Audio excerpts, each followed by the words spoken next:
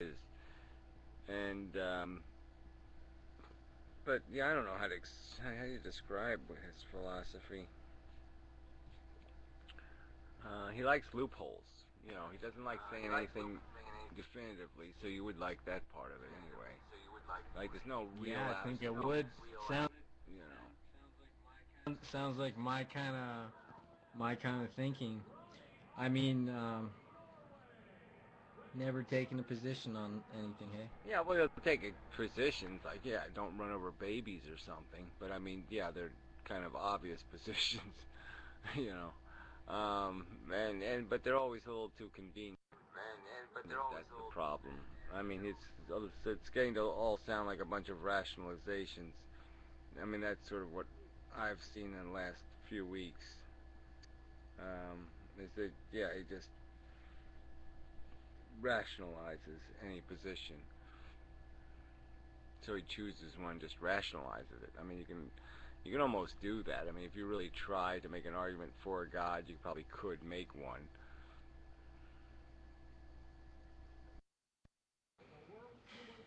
Uh, yeah, I made a What did you just big, say? or I made a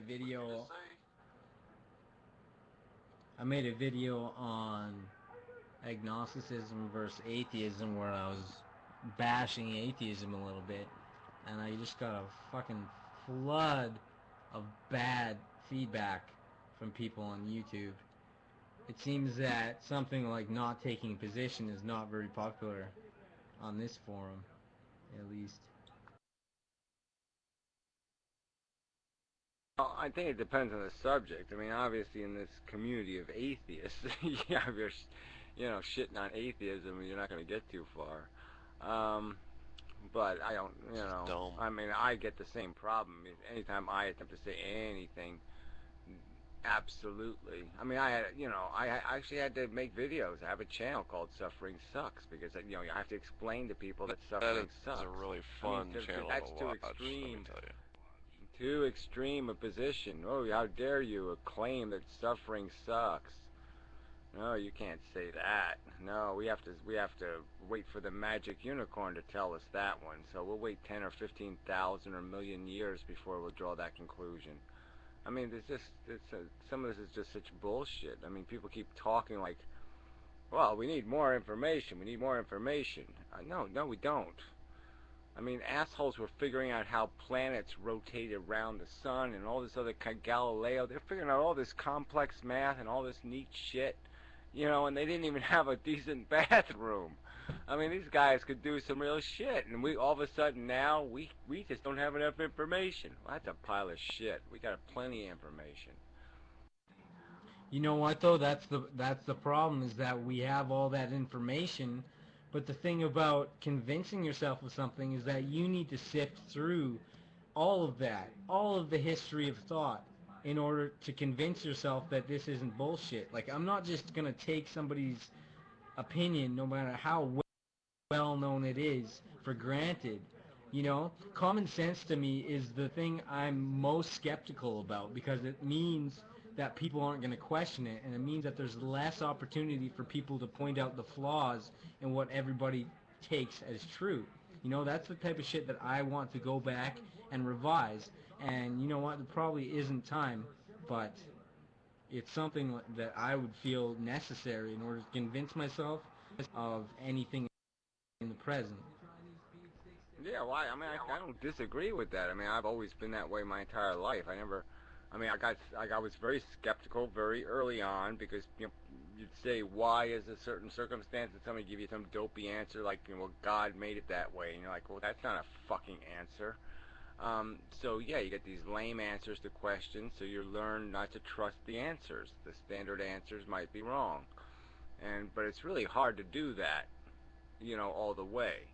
So there's a lot of things I had it took me time to get past. I mean, I was kind of a patriotic kid in a way, and there's a lot of little things that I had, that little hang-ups where I hadn't realized that I got to break free of this bullshit notion I have of the truth. But I'm just saying that there isn't, there's a ton of information. It's there. The conclusions can be drawn. I'm not suggesting you believe anything that somebody says so. Of course, you should understand the science. I mean, you should believe we could fly the moon because you understand the physics. And oh yeah, okay, if you go around the Earth, the moon's gravity, you can save fuel. Because you won't have to use brakes. You don't have to put the brakes on if you use gravity, so you don't have to waste any momentum, and so then you can make the trip home and you don't need, what I'm saying? I mean, it's good to understand how the fucking thing works and draw the conclusion yourself and be able to say, yeah, I understand it. So yeah, I'm all for that. But I'm just saying that the A, B, C, D, E, F, I mean, all the letters are sort of falling into place, in my opinion, in terms of the evidence we have, that just, you know, points at these certain conclusions that are well within our grasp now about how this game is played and the fact that it ain't too good a game.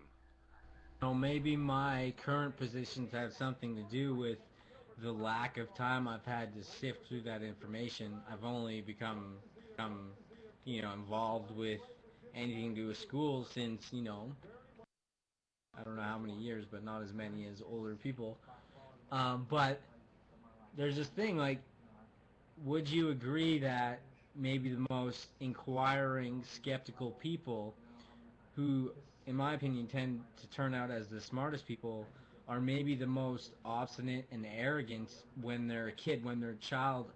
They first latch on to this idea that seems real rational and true, and they're too young to really stop learning, but they've got such confidence in their ability to recognize truth that it's kind of like they're doing themselves a disservice or something. I only say that because, like, when I was 16, I would argue with people, even 50-year-old academics, about whatever, just telling them communism was the best political system out there for these and these and these reasons, and I had no ability to empathize with the opposite side of the argument, and it was kind of like that arrogance channeled itself not towards learning but towards just defending my position. Yeah, I mean, there's all kinds of traps everywhere. So I mean, I think I've fallen into a few of those places in my life, where I wasn't arguing sincerely. I was rationalizing. I wanted something to be true. I argued for it because I believed it to be true, but you know what I'm saying? I mean, my belief was thin, and I knew I was constructing arguments that were rationalizations. I knew I was cheating the argument, you know, but I was doing it because I wanted it to be true, and it's always something to be, But I used to be a defender of nature, I mean, I was a kind of a Tarzan person, and because I just had this romantic notion, and that's all it was, though. It was just a romantic notion. you know I still feel as if, even if it's one of those whoosh moments. I think it might have been you or maybe Pyro. Yeah, Pyro talking about it. Just one of those insights you have that really smacks you in the head and it's real breathtaking. And it might not feel good, but it's kind of like you're a healthier person for doing it. It's like doing exercise. It hurts at the moment, but when you're done with it, it's just truth. It's bliss. I still feel as if those moments to me are still like a kind of romanticization. Whenever I feel an insight into truth, that doubt is still the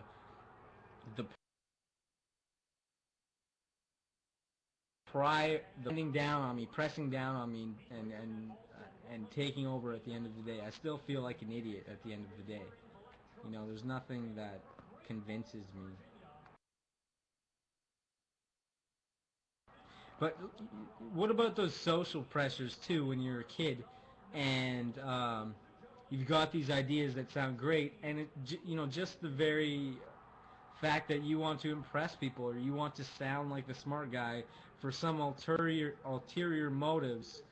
Say just you're trying to impress a girl, or you're trying to gain the respect of an older person, and how that influences your own opinions and just sort of like you're willing to dupe yourself, if only to win the respect of, the outside world. It's almost as if you can get into your own head and stop that part of your brain that keeps asking questions and keeps, inquiring, and really just live in that state of ignorance, because it is bliss. I mean, socially too. There's so much. Philosophers are the most sacrificial people because they give up so much of everyday normal living. They look like the crazies. You've got to give up the sex. You've got to give up the relationships in order to really philosophize properly. And to me, it takes a toll. I don't really know. I'm still at a stage where I can change my path, but I'm kind of asking myself whether I'm ever going to find the answer, and if not, is it really worth it? Yeah, well, figuring out what's worth what is tricky business. Um, I mean, I did lots of kinds of different jobs, and I'm a sort of an artist, and different things give you different gratification. I liked writing, but you gotta writing's work. For me, some people writing comes easy. For me, it comes hard. But when I do it right, I'm very good. You know what I mean? When I get it right, it's good. Um, and yeah, was something I wanted to point out too. Yeah, well, see, some of it though is some of that ego stuff does sometimes encourage you to do what it requires to do it, though. You know what I mean? That almost forces you to do the exercise thing. You know what I mean? It's like the ego drives you to do it. You know what I mean? Like you want to feel good about yourself, you want to stay in shape, so you do the exercise thing, so you get a benefit out of this selfish motivation or this ego motivation, and it gives you side benefits. And the side benefit of the competitiveness of just wanting to look like you're smart is that sometimes to look like you're smart, you actually have to get smart. You actually have to go get smart. You have to go do some research, and you got to read some books, and so it does expose you to the counter argument, because to look smart, sometimes you actually have to be smart. That is the problem too, because then you get so good at empathizing with the other position just so you can crush the other position that you ended up convincing yourself of the opposite position, and then you're just like a whirlwind of fucking nothingness because you don't have any clue what is true anymore. And it's just like, where do every single one of your actions is based on thought, and if you can't get a clear system of thinking going down in your head, how are you supposed to act in the world? There's so many different possibilities, and if you don't know which path to take, what do you do? Yeah, I mean, I failed, obviously. I mean, I crash and burned my life pretty good. Um, so yeah, it's hard to know. It's hard to it's all a roll of the dice kind of thing. But I think there's some logical, probably those reasonable steps. You know what I mean? Like just don't do some spur of the moment thing. At least think about something for a week before you do it. Those kind of things. Um, but yeah, I mean, it's hard to make those kind of choices. What do you devote yourself to? And I always kind of compromised in a stupid way. Is that I've always, I'm a jack of all trades, master of none. It's like I became an expert at nothing, but A I dilettante. dabbled in everything. I mean, so, but I mean, there's a reward to that too. Because if you don't have that connection to all those different things, you can't see the connections between them. I mean, so I like that I've done that. I mean, I like that I've taken a car apart, and I've done, what I mean, that I know how these things work, and it's nice to know that kind of shit. It gives you a context. And I think you're a more interesting person for it. And I don't think just because you haven't mastered a trade that you don't really supply a cog in the machine, as it were. I mean, there is a place in society for people who are real broad with their interests like that, because they tend to, I guess, pique people's